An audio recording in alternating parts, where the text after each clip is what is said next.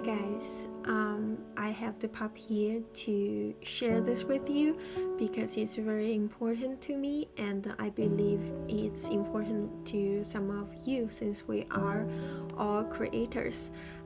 So first, it's announcement that my film Beneath the Banyan Tree has received the Visionary Award from SECRETE Film Festival. And what I want to talk about is not just this. First of all, yay! I need to cheer myself a little bit. What I want to talk about is my reaction to it. Let me show you first. Our jury's pick for Best Feature Film Documentary Anchor Point. Congratulations. This receives the Special Jury Award for Documentary. Beneath the Banyan Tree is the Visionary Award recipient from our jury. Beautiful film, powerfully done. I couldn't remember what was in my mind at the time of that happened. I was pretty surprised when I looking back to the footage. That's how I reacted. It's really hard for me to wrap my head around it. Even right now, I still feel this. It's been 4 hours and a half passed by now and I feel quite dissociated from that. I trying to be more aware and I'm very glad this time I'm very aware of it. And this is the thing I have been working on for the past year. Mental health wise, it's all about imposter syndrome. So when things like that happened, I start looking for excuse to think about how I'm not deserve that, and there is a reason for that happened. Like maybe because they are pitying me because it's my first film, so they want to award me. I don't know, just like it doesn't make sense. All the excuse that I'm thinking, it's toxic and it doesn't make sense. And then there's no reason to think about things like that. If you win, it means that they liked your film and then they want to encourage you to keep going and to help you a little bit, and then that's it. And for some reason it's really hard for me to process that, but I'm aware. This time I'm aware of it.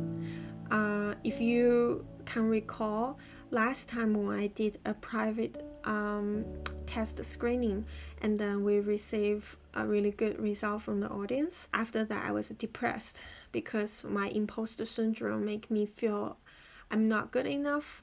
So when people say, hey, I really love your film because of this and that, I feel she's just trying to be nice to me. He's not in the industry, that's why he liked the film. It's just all of those things that I'm trying to trashy about the good experience. And I think, I don't know if you experience this. I know Maya Angelou does.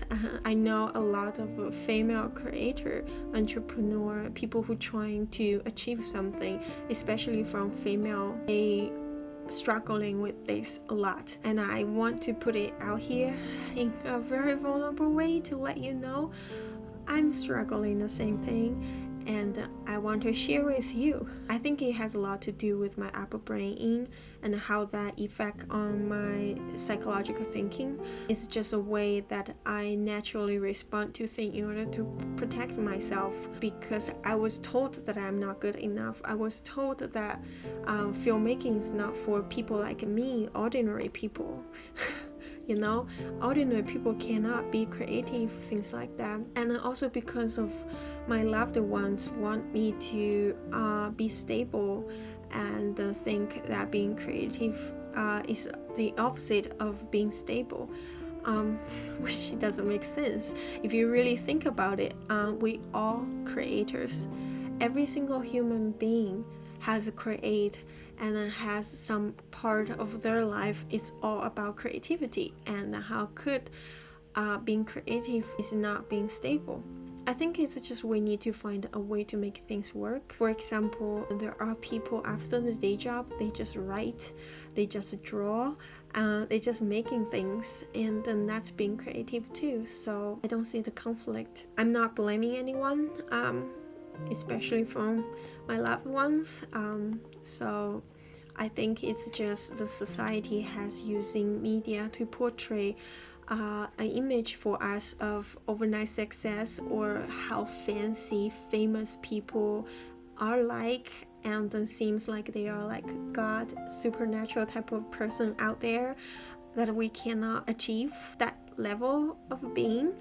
But at the end of the day, we are humans. So I think it's just be more mindful about what media want us to believe than what we actually are, which is creative beings.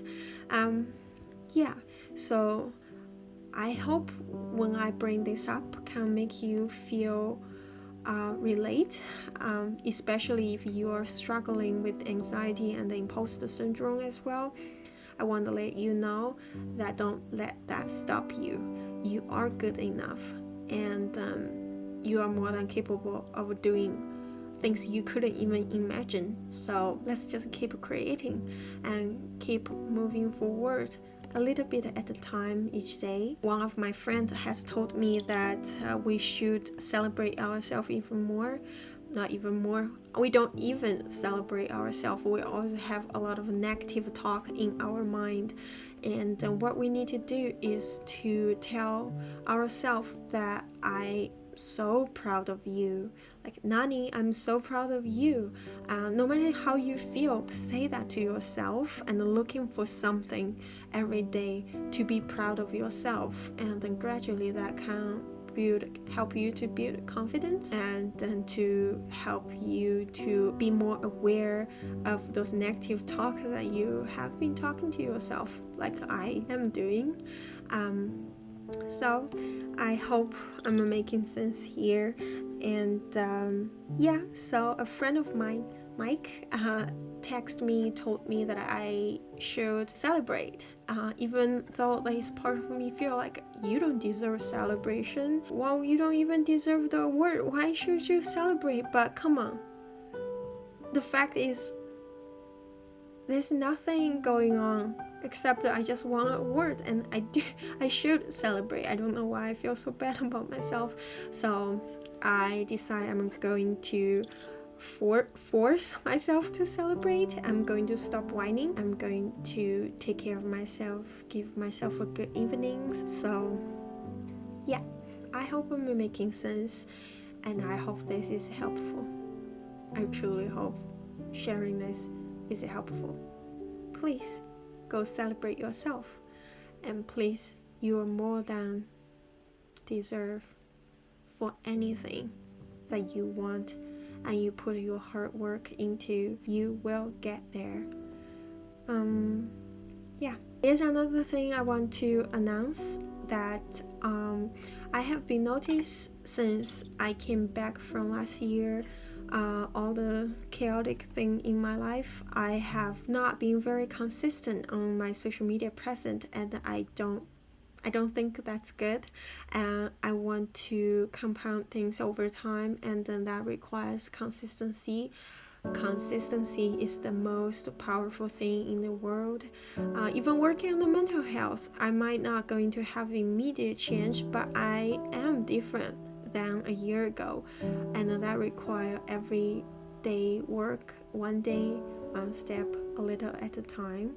So I decided to come back on social media in a more consistent way, and then I have been thinking about it, how to incorporate my day job schedule with my writing, and plus the time I want taking care of my mind, plus social media. So it's a lot. I have to say it's very overwhelming, so I decided to add in a little bit at a time and prioritize things. The first platform that I want to come back is YouTube, and I want to cooperate with the schedule a little better, so I'm going to change my posting schedule from Thursday to Friday, and I'm going to post on Friday morning. For now, that's when I'm going to post, and I hope you stay tuned, and I'll see you next Friday in the morning. And be patient, be present, and stay creative. I'll see you next Friday. Bye.